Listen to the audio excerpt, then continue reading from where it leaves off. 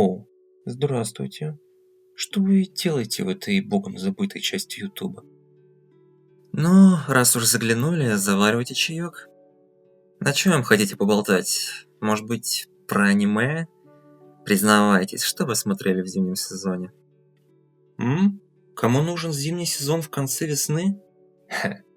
Тем не менее, когда аниме сезон заканчивается, бывает как-то грустненько на душе. Ну, вы знаете. Поэтому, мне кажется, не грех выговориться.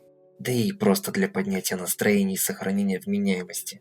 Давайте только чуточку поменяем обстановку. Так-то лучше. И последний штрих.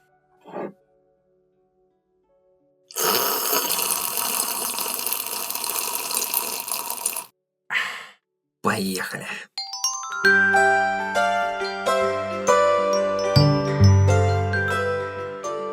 Так, с чего бы начать?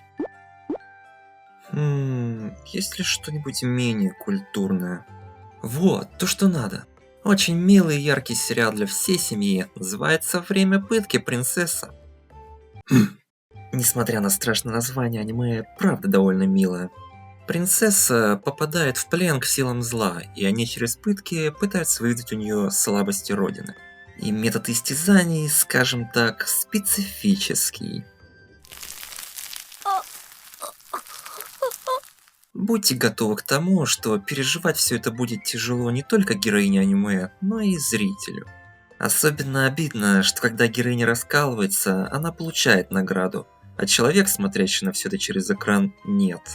Вот и остается довольствоваться лишь весьма неплохим юмором и красивой картинкой. Показывает ли данное произведение что-нибудь еще, кроме пыток?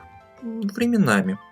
Особенно, когда оно на свой манер переворачивает понятие «милые девочки делают милые вещи» на «грозные демоны делают милые вещи».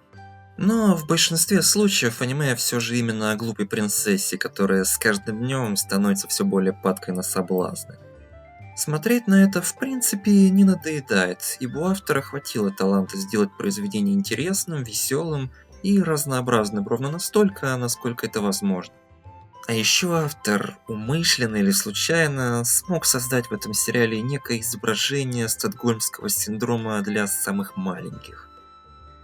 Ведь, проходя через физическое и психологическое воздействие демонов, принцесса постепенно отказывается от своих идеалов, начинает сочувствовать своим учителям и всячески себя с ними ассоциировать. Надо сменить атмосферку. Как насчет...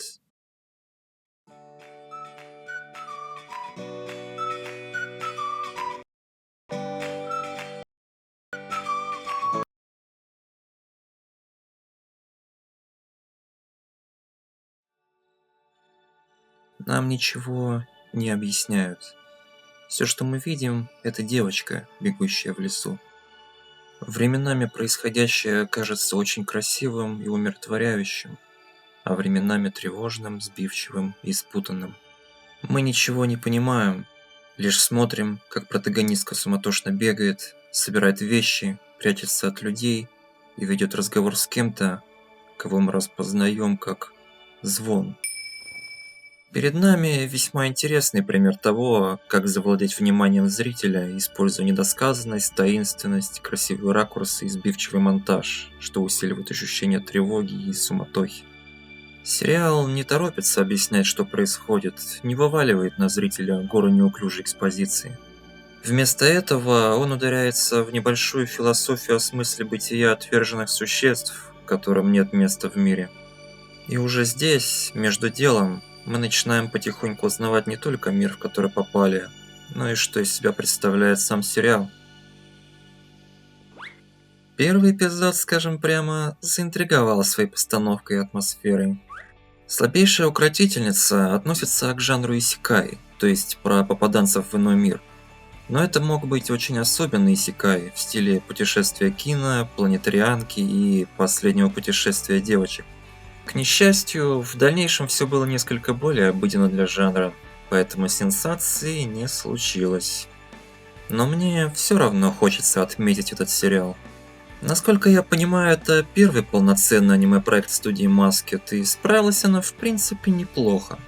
Пусть за пределами первого эпизода нет необычной режиссуры или остросюжетной истории, в общем и целом сериал смотрится весьма миленько.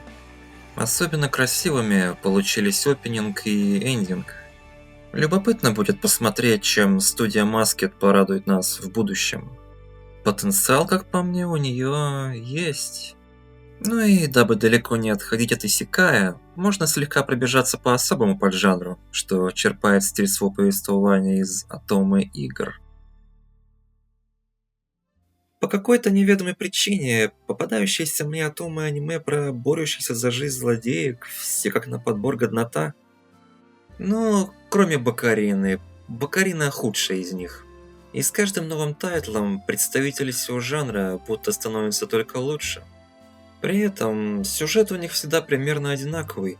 Протагонистка переносится из нашего мира в фэнтезийный и оказывается в теле человека, которому в ближайшее время суждено умереть. Как правило, это тело либо злодейки, либо некой отвергнутой обществом персоны.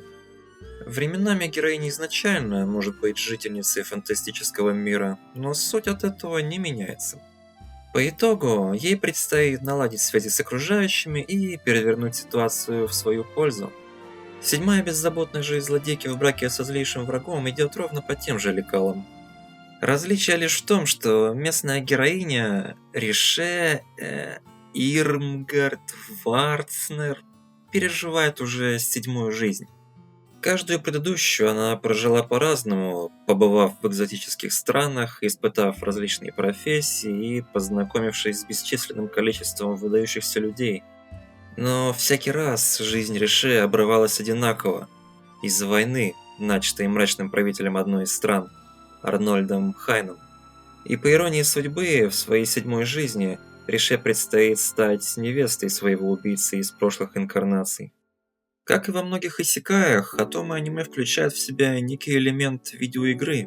Но поскольку он крутится вокруг выстраивания отношений между персонажами, это воспринимается как вполне нормальная остросюжетная история с элементами политики и романтики.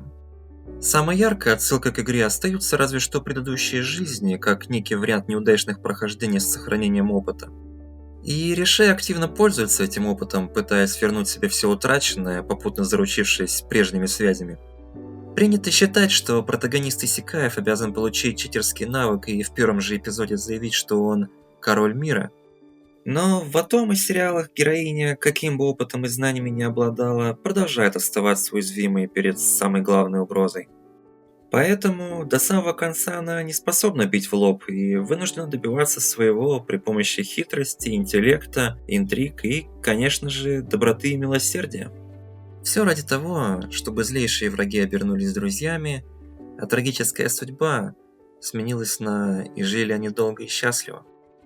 Наверное, я стал немного понимать, каким образом подобные сериалы, раз за разом используя один и тот же сюжет, умудряются оставаться интересными. Думаю, все дело именно в героинях. Несмотря на похожие архетипы, авторы наделяют их разными качествами, отчего и совершаемые ими интриги несут разные впечатления и акценты. И интерес поддерживается ровно до тех пор, пока у протагонистки есть козыри для удержания зрительского внимания. Ну а лично мое внимание в зимнем сезоне в очередной раз привлекла студия Cygames Pictures. И должен признаться, я без ума от аниме-проектов компании Cygames. В аниме-сообществе про них редко говорят, но черт возьми, они прекрасны в своей смелости, безумии и креативности. Всякий раз, когда вам кажется, что эти люди предлагают вам какой-то бред, который ни за что не сработает, оказывается, что перед вами настоящее золото. А когда за дело берется специально созданная для аниме студия Cygames Pictures, то это практически всегда буйство красок, стиля, сакуги и чуточку более дотошной режиссуры.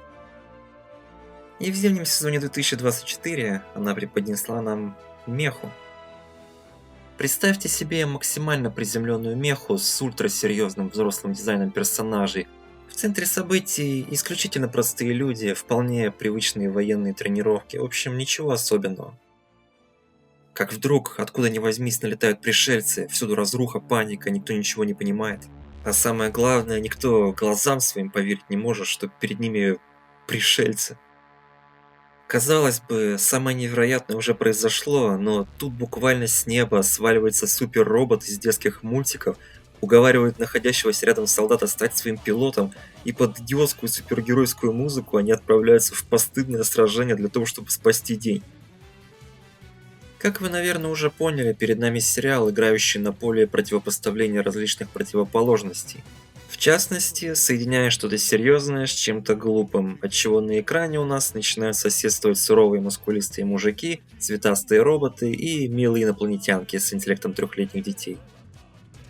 В вопросах военного товарищества и синхронизации с машинами Брейверн также пытается сказать свое веское слово.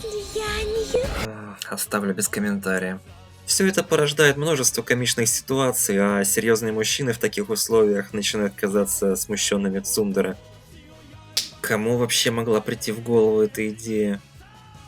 Ну, кстати, говоря о дизайне, мне, если честно, больше по душе более стилизованная внешность персонажей из какого-нибудь дайбастера. Но я вижу, что хотели сказать авторы, поэтому окей. Но не все в Брейверне вертится только вокруг клоунады. Знатоки жанра смогут подметить множество любопытных отсылок к различным меха-сериалам и почувствовать, что они все еще не одиноки в эти мрачные дни.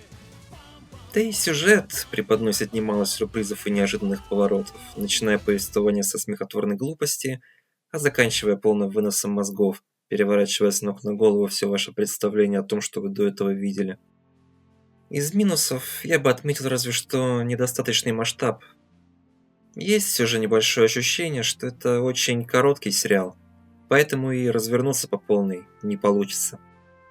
Злодеи в основном представляют собой лишь монстров недели, не имея какого-то явного серого кардинала, за кознями которого мы могли бы мельком наблюдать с самого начала.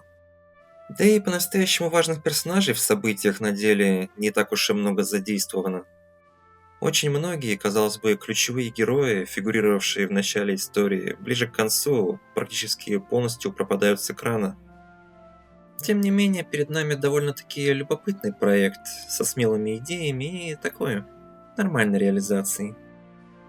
Скорее всего, Брейверн будет почитаем лишь в малом кругу сумасшедших, и все же я скажу спасибо студии Sagems Pictures за свой вклад в меху и за очередной безумный приход. Зимний аниме-сезон 2024 отметился довольно большим количеством любопытных творений, среди которых были как легкие развлекательные сериалы, так и величественные глыбы, которые уже обрели культовый статус. Очень хотелось бы затронуть в этом обсуждении гораздо больше, но я слегка переоценил свое время и возможности. Еще чуть-чуть, и эти воспоминания зимнего сезона заехали бы на середину лета, что, наверное, выглядело бы совсем странно.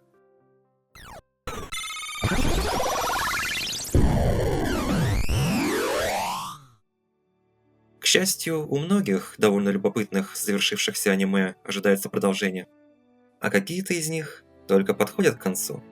Поэтому, может быть, удастся поболтать о них как-нибудь в другой раз, когда накроет новое сезонное обострение.